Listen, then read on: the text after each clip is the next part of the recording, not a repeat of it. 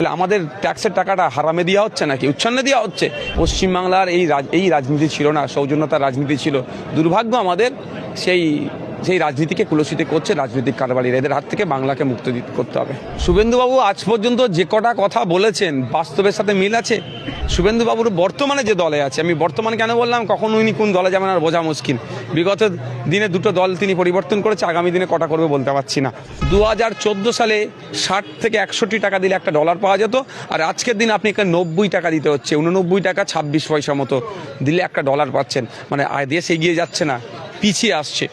বেকারত্বের সংখ্যা দেখুন, বিগত 45 বছরে দেশে না যত বেকারত্ব ছিল, এই বিজেপি 2014 পরে আসার পর এখন বেড়ে গিয়েছে। এটা থেকে মাইন্ড ডাইভার্ট করে ও হিন্দু, ও মুসলমান, খ্রিস্টান হয়ে, আরে ভাই আমার পেটে খিদে আছে, আমাকে হিন্দু মুসলমানের গল্প শোনালে হবে? গতকাল আমরা দেখতে পেয়েছিলাম শুভেন্দু অধিকারীর কনভয়কে কেন্দ্র করে কিছু বিএলও চোর চোর স্লোগান দিচ্ছে, পাল্টা নেতাও আবার তাদেরকে চোর চোর বলছে। আগে আমরা দেখতে পেতাম জনগণরা নেতাদের চোর বলতো, নেতারাও পাল্টা করে বলছেন চোর চোর। কি বলবো? এই যে রাজনীতির পশ্চিমবাংলায় আসছে, এটা সুস্থ রাজনীতি নয়। এই সংস্কৃতি ওয়েস্ট বেঙ্গলে ছিল না। এই ওয়েস্ট বেঙ্গলে এই সংস্কৃতির আদান নিয়ে এসেছে তৃণমূল, আর তৃণমূল সাথে করে সঙ্গে করে বিজেপিকে নিয়ে এসছে এই পশ্চিমবাংলার রাজনীতিকে এই ধরনের কুলসিত করছে। বিএলওদের কাজ হবে তারা নির্ভুল গণনা ফর্ম জমা করবে, আর আমরা যারা রাজনৈতিক দল আছে আমরা সেটাকে ভেরিফাই করে নেব। আমার যারা রিকগনাইজ পার্টি তারা বুথ লেভেল এজেন্ট দেবে, ভুল হচ্ছে কি ঠিক হচ্ছে তারা দেখে নেবে। তার পরিবর্তে চোর চোর করে পারসেপশন তৈরি করা উচিত নয়। অন্যায়ভাবে যারা নির্ভুল ভোটার লিস্টকে তৈরি করার জন্য হাজার হাজার কোটি টাকা খরচ হচ্ছে, হাজার কোটি টাকা খরচ হচ্ছে, কিন্তু আমরা যে দেখছি কি এখনও খবর পাচ্ছি নাকি 2000-এর অধিক বুথে মৃত ভোটার পাওয়া যায় না। তাহলে নির্ভুল হচ্ছে না? তাহলে আমাদের ট্যাক্সের টাকাটা হারামে দেওয়া হচ্ছে নাকি উচ্ছন্নে দেওয়া হচ্ছে? এর জবাব কিন্তু নির্বাচন কমিশনকে আগামী দিনে দিতে হবে। পরিশেষে আবারও বলবো, পশ্চিমবাংলার এই রাজনীতি ছিল না, সৌজন্যতার রাজনীতি ছিল। দুর্ভাগ্য আমাদের সেই রাজনীতিকে কুলসিত করছে রাজনৈতিক কারবারিরা। এদের হাত থেকে বাংলাকে মুক্ত করতে হবে। একটা বিষয় বলবো, বিহারে ভোটে জেতার পরেই বিজেপি একেবারে পাকাপোক্তভাবে বলছে পশ্চিমবঙ্গে তারা একেবারে রাজ করবে এবং বলছেন হিন্দু রাষ্ট্র করবো। শুভেন্দু অধিকারী বলছেন, পারবে কি? শুভেন্দুবাবু আজ পর্যন্ত যে কটা কথা বলেছেন বাস্তবের সাথে মিল আছে? 2 বছর আগে শুনিয়েছিল না ডিসেম্বরের গল্প, ডিসেম্বর হবে, 2টো ডিসেম্বর পার হতে যাচ্ছে। কি হয়েছে? শুভেন্দুবাবু কখন বলছেন তার দল থেকে মাইনরিটি মোর্চা তুলে দিতে হবে? তো মাইনরিটি শুধু কি মুসলমান নাকি? খ্রিস্টান সহ 6টা কমিউনিটি আছে, তাদেরকেও তুলে দেবে? তারপরে বলছে না আমরা জাতীয়তাবাদী মুসলমানকে পছন্দ করি।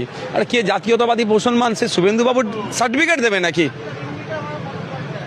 তো শুভেন্দুবাবুর কথার সাথে বাস্তবের মিল নাই। আমি একটা কথা বলবো, হিন্দু রাষ্ট্রের কথা বলছে, তো হিন্দু রাষ্ট্র তো দূরের কথা, গুজরাটে একটা হিন্দু গ্রাম করে দেখা। আমি এতটুকু শুধু চ্যালেঞ্জ দিচ্ছি, একটা হিন্দু গ্রাম করে দেখো। কারণ এটা ভারতবর্ষের ঐক্যের ভারতবর্ষ, সম্প্রীতির ভারতবর্ষ। এই ভারতবর্ষকে স্বাধীন করতে গিয়ে একদিকে বিনয় বাদল দীনেশ শহীদ হয়েছে, আশফাকুল্লাহ হয়েছে, প্রীতিলতা ওয়াদ্দেদার শহীদ হয়েছে, বেগম হজরত মহলের কন্ট্রিবিউশন, নেতাজি গান্ধীজি ফুরফুরার পীর আবু বকরের কন্ট্রিবিউশন, ভগৎ সিং থেকে ক্ষুদিরাম, হাজারো লাখো মানুষজন দেশের জন্য শহীদ হয়েছে। আর সেখান থেকে আমরা সেকুলার কান্ট্রি পেয়েছি, ব্রিটিশ মুক্ত দেশ পেয়েছি।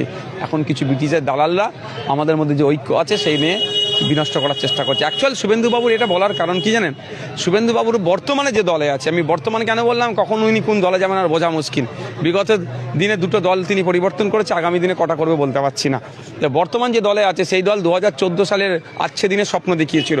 তখন বলেছিল একটা টাকা দিলে একটা ডলার পাবো, অনেকে বিশ্বাস করে নিয়েছিল। কি দেখলাম আমরা?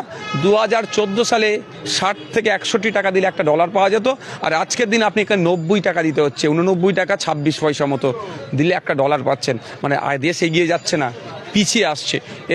ক্ষুধার সূচকে 2016 সালে আমাদের দেশের 54তম র্যাঙ্কে ছিলাম সারা পৃথিবীর মধ্যে। আজকে দেখুন 101 র্যাঙ্কে চলে গেছি 123টা দেশের মধ্যে।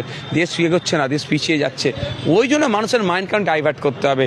বেকারত্বের সংখ্যা দেখুন, বিগত 45 বছরে দেশে না যত বেকারত্ব ছিল, এই বিজেপি 2014 পরে আসার পর এখন বেড়ে গিয়েছে। এটা থেকে মাইন্ড ডাইভার্ট করে ও হিন্দু, ও মুসলমান, খ্রিস্টান হয়ে, আরে ভাই আমার পেটে খিদে আছে, আমাকে হিন্দু মুসলমানের গল্প শোনালে হবে? আমার পেটে খিদে আছে, আমাকে খাদ্য দাও। আজকে আমি এখানে এসে উপস্থিত হয়েছিলাম, লোকোমোটর যারা আছে তাদের সাথে অন্যায় হচ্ছে। এখানে সর্দার টাইটেল ছিল, পায়েল সর্দার, দাস টাইটেল ছিল, চ্যাটার্জি টাইটেল ছিল, আলীও ছিল, বাসিত আলীও ছিল। আমি কি কার পার্টিকুলার ধর্ম দেখে এসেছি? এদের সাথে অন্যায় হচ্ছে, অন্যায়কে বন্ধ করতে হবে, সেই জন্য এসেছি।